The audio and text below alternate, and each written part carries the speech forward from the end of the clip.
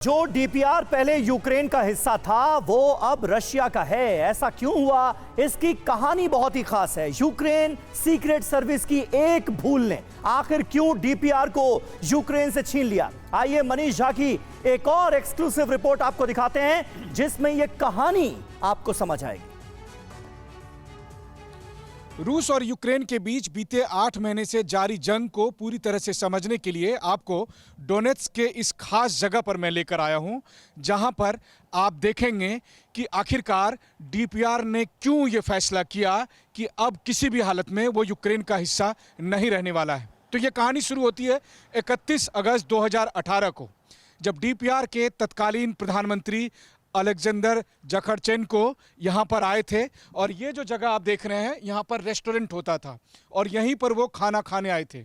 और ये जो आप सीढ़ियाँ देख रहे हैं, यहीं पर तत्कालीन प्रधानमंत्री अलेक्जेंडर ये सिर्फ 10 जर्सी गायों के साथ हर साल 18 लाख कमा रहे हैं। आपको भी ये सीखना है तो फ्रीडम ऐप को अभी डाउनलोड कीजिए। जखरचेनको ने अपने आखिरी कदम रखे थे, यानी जब वो यहाँ पर पहुंचे, यहाँ पर तभी रेस्टोरेंट का एक गेट होता था, उस गेट को उन्होंने खोला।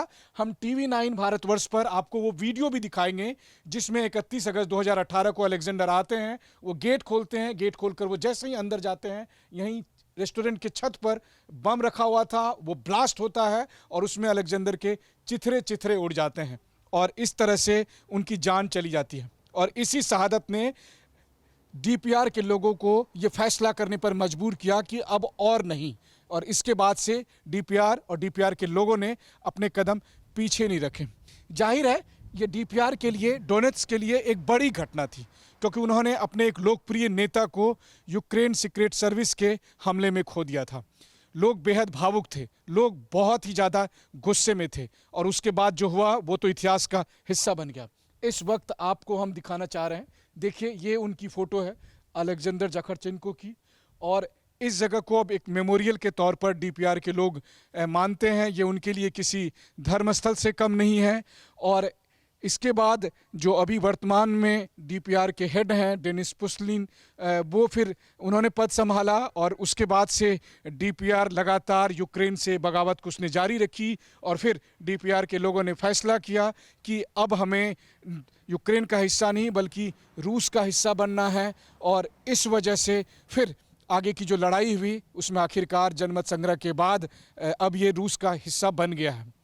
अलेक्जेंडर जखरचेनको की शहादत ने दरअसल डीपीआर के लोगों को वो मोटिव दे दिया कि अब हम यूक्रेन नहीं बल्कि रूस का हिस्सा बनेंगे। और ये जगह कितना इम्पोर्टेंट है ये आप इसी बात से समझ सकते हैं। कैमरामैन संजीत कुमार के साथ Manish Jha, TV 9 Bharatvarsh, Donetsk people Republic. ये सिर्फ 10 जर्सी गायों के साथ हर साल 18 लाख कमा रहे हैं। आपको भी ये सीखना है तो फ्रीडम ऐप को अभी डाउनलोड कीजिए।